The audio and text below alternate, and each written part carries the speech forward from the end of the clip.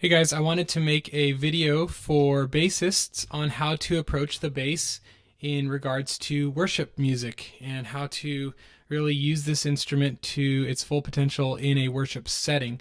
Because in a worship setting, it's very different than in a stage performance or a rock performance setting or whatever genre, where in those settings and those venues, it's all about putting on a show and drawing attention to yourself and being amazing, being awesome, and wowing the crowd. But in a worship setting, it's about getting out of the way and not being a distraction and supporting the moment and helping people connect with Jesus through music. And so you really want to approach your instrument in a different way, in a supportive role.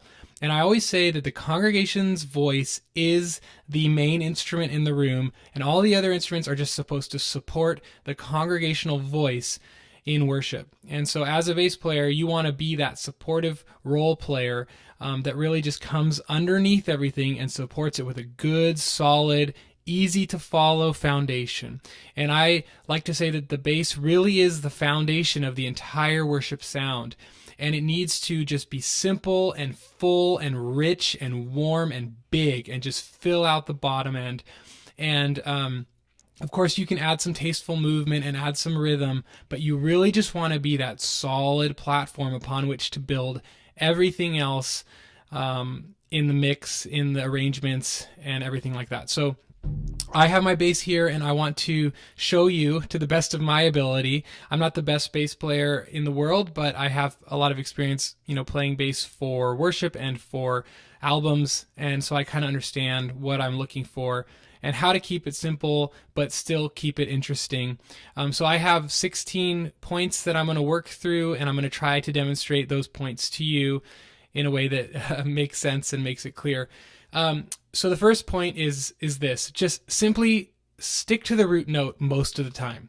You have a lot of options. You can play a lot of movement underneath the chord changes, but by and large, you really just want to fill out the root note of the chord and just let it ring out and be big and full and rich, so that the other layers can add the extra notes and the extra subdivision on top of it. So if it's a G, play G.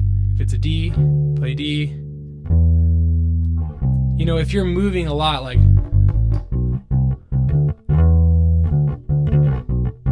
you can do that, but you that's not super supportive. You want to just be the clear ringing bell of the root note so that everything else can build on top of that. Now that doesn't mean you can't add rhythm to the root note. Of course you can, You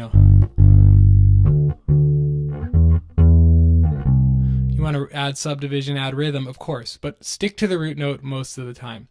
And obviously, as a bass player, you want to match your rhythms to the kick pattern. So listen to the drummer and match the kick pattern, of course. The next thing I want to share is to use slides, not like a slide for a slide guitar, but use sliding an octave on a single string to create energy and build, energy for a specific moment of a song. So if you think of the song by Phil Wickham that's like, your love is greater, your love. If you go to the pre-chorus, it goes, you call me out of the grave, you call me into the light, you call. So I slid up, you call my name, and then my heart came alive, boo. So I'm sliding up and letting it ring, and then I'm sliding down to kick it into gear. So using those slides, so for example, if you think about the reckless love of God, when it gets to the big chorus, reckless love, yeah, yeah.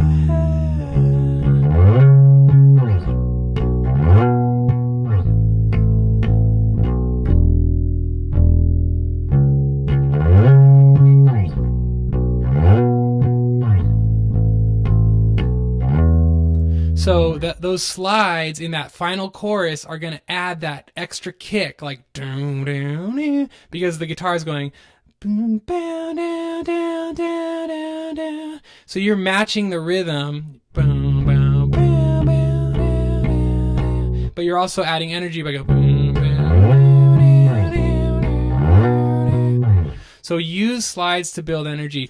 And I like sliding in from breaks. For example, like if you're going to play that intro of that song.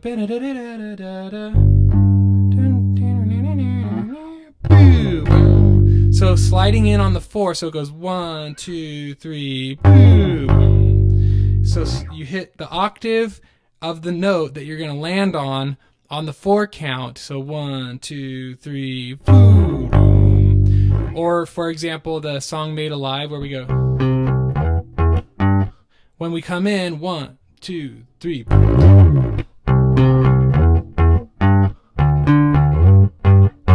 So I love that. Woo! So sliding is kind of that polish that makes a song feel finished. It's the production end of it. So again, I'll just show you one more time. You call my name and then my heart came alive. Your love is greater. Okay, so that is really cool. And then another thing that I like to do that kind of adds dynamic as the song builds is in the big choruses, use the octave note, not the sliding octave, but like your pinky octave, I'll show you in a second, to emphasize the 2 and the 4 of the snare hit. So the drummer's hitting the snare, and when he hits the snare, you're going to hit the octave of the root note. So it would be like, your love is greater, your love is stronger.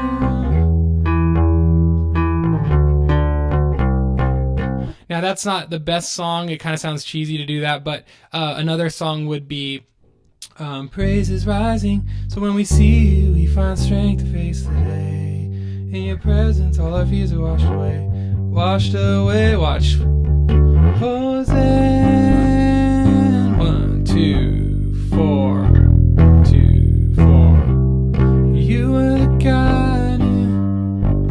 God. So I only do that on the last chorus of a song to just add that extra kick. You just add that octave on the 2 and 4 as a additional punch to the snare, and you want to save that for the ends of the song. So that's another trick you can do to add energy as the song progresses. Something to say about the song progressing, in general, like you want to add layers as the song builds, and you want to subtract layers also to add interest. If a song is always up the whole time, it gets obnoxious. If it's always down the whole time, it's uninspiring. So you want to add the layers one at a time, and that includes the bass. We don't think about the bass being able to cut out in the middle of a song, but it actually can. So if you think about Reckless Love, you might come in when the drums start the song.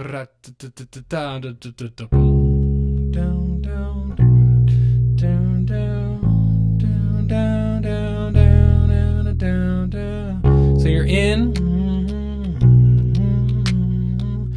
and then maybe cut out right here, and then roll off your volume. Boom. Piano only. And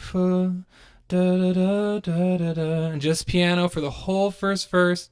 And just sit it out, and it's okay. You're gonna be like, well, what do I do? Well, you wait and you worship. And then the chorus comes in, 1, 2, 3, only, and then you come back in. And then it adds that energy back in that you had subtracted, so it actually counts for something. So don't always feel the need to play. And this works really well in intros of songs, or coming into a first verse, or coming into a down chorus. Like you can cut out. Sometimes in down choruses, the bass needs to stay in so that the energy stays in the room.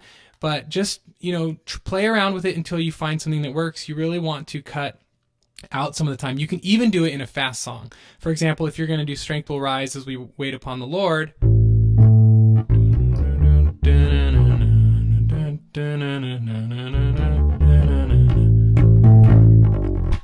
So the drums are still playing.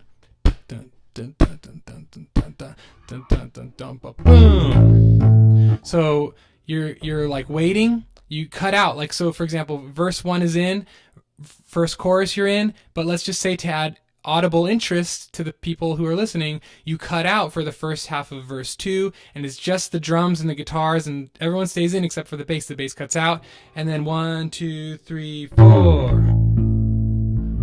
and then you're back in. So you're finding times to cut out of a song to add interest, take away energy, and then add the energy back. So that's what I wanted to say about that. The next thing I want to talk about is your fills, your bass fills. Okay, in general, you want to save your fills for the end of the song. I mean, you can do small fills here and there, but you want to, like I said, keep it simple in the beginning, keep it simple as the song grows. Towards the end of the song is when you can start to add bigger fills. I would say save one big fill per song, maybe two big fills per song, but you really don't want to overdo it, because when you overdo anything, it's bad. If you put too much salt on your food, it's bad. If you put too many fills in your bass lines, it's bad. So save them so that they actually matter, so that they build the song. I always like to say that songs should grow in intensity and complexity. Intensity and complexity. So wait, save it, hold on to it. If you want to do a fill, just say, no, not yet, I'll save it till later. When you do a fill, I would encourage you to do them where they are not going to distract from the vocal. Never distract from the vocal, never take away from the vocal. So an example would be in the song Great Things, the bridge. It goes, hallelujah, God, above it all, hallelujah, God, unshakable, hallelujah, you have done great things.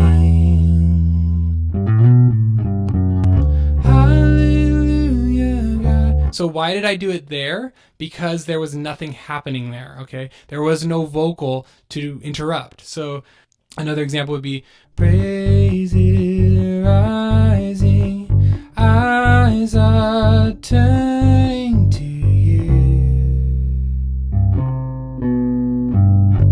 So why did I play there? Because there was no vocal there. So you want to do your fills where it's not going to distract from the vocal. And if you're going to do them where there is a vocal, then use the rhythmic timing to emphasize the vocal. Emphasize the vocal, support the vocal, help the vocal. For example, if we're going to go back to Reckless Love, oh, the overwhelming, never-ending, reckless love, yeah. So, and then, or, oh, the overwhelming, never-ending, reckless love of God. Oh, it chases down right to. So the pattern, the rhythm is matching the vocal, it's supporting the vocal, it's emphasizing the vocal, it's not distracting from it. Another one would be that Phil Wickham song, you call me out of the grave, you call me into light, you call my name and then my heart came alive. So bum bum bum bum, heart came alive. So it's matching the punctuation of the vocal. If you're gonna do a fill under the vocal, support the vocal. Okay.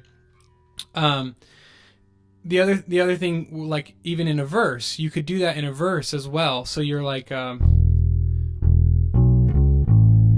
were the word in the beginning, one with God the Lord Most High. So Lord Most High. So you're matching, boom boom, and then there is no vocal, so you could be like, boom boom boom. So let me play that together. You were the word at the beginning, one with God the Lord Most High. And then there's no vocal. Boom boom boom. Hidden glory in creation, now revealed in you are Christ. What a beautiful name. So simple, supportive, clean, and not distracting. That's how you want to use your fills. One last thing to say about fills is you can also use rhythm as a fill. For example, if we're going to do Reckless Love of God, you could be like the second verse, the drums are in, right? Right here, you have been so, so good to me. Right here, rhythm, boom, boom, boom, boom, boom, boom, boom, boom, na na na na na na. Right here, da dum dum dum dum dum, boom, boom, boom. Okay, so that makes sense. Okay. Okay, hopefully that's starting to make sense. Rhythm, and another like thing you can do is you can do counter rhythms in verses. So for example, the song Hallelujah, thank you Jesus, in the verse, you could be like verse 2 when the drums come in. So you could be like, the drums are like, and you can actually create pumping movement by using, rhythmic choking of the bass string. So it'd be like, I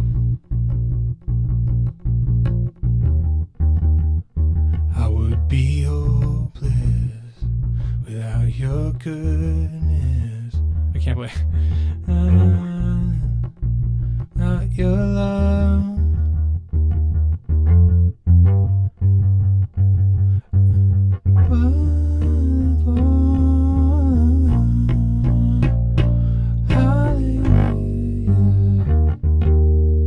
And then there's that 2/4 thing I was talking about earlier. Boom, boom, boom, boom, boom, boom, boom, boom, boom, boom, boom. So using that octave pinky to emphasize the snare.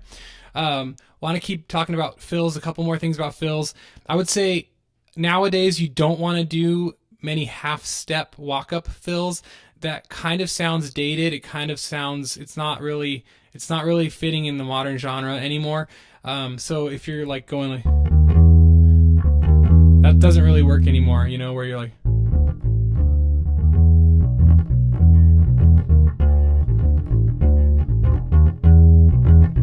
it doesn't really work with like modern genre. So try to avoid the half step stuff. Use more like pentatonic fills. So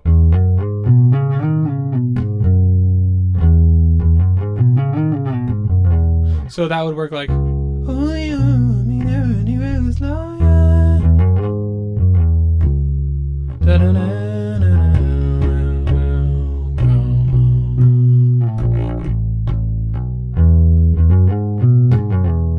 Right? So the pentatonic is nice. The half-step stuff doesn't really work very well anymore.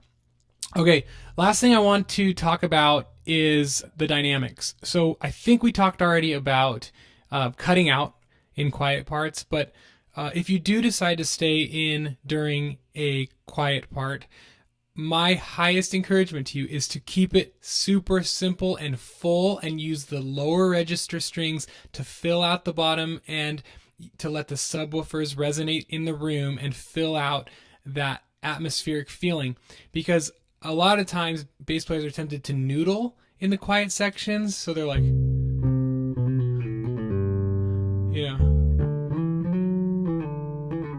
and that's like probably the worst thing you can do, because those quiet times are very intimate moments of worship. So if it was like, amazing grace, how sweet the sound that saved a wretch like me.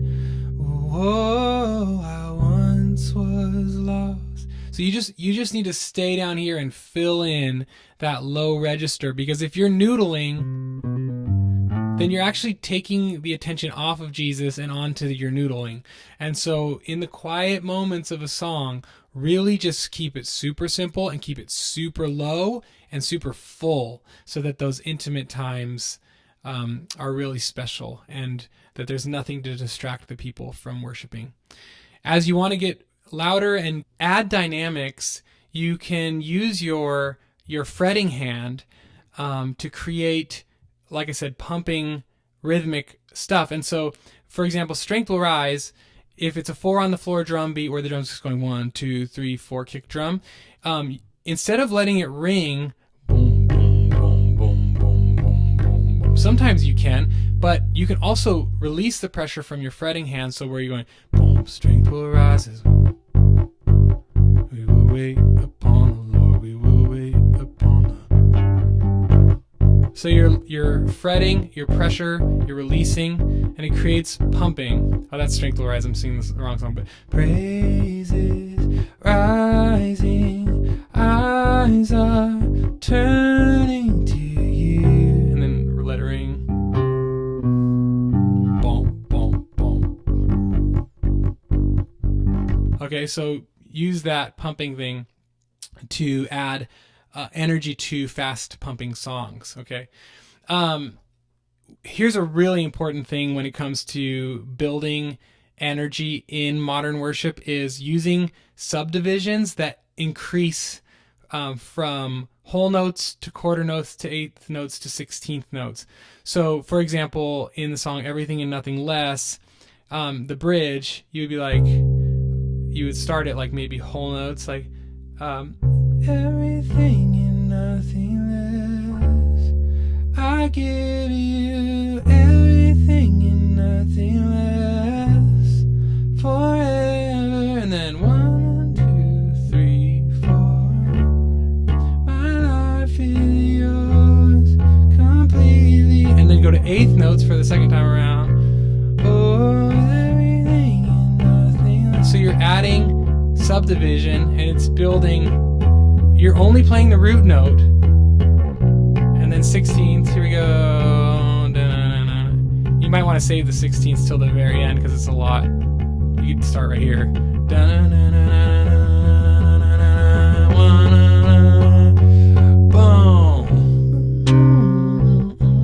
And then you go to the beat, right? So then you open it up and you create space. So you're adding like da da da da da da da da da da, and then it drops.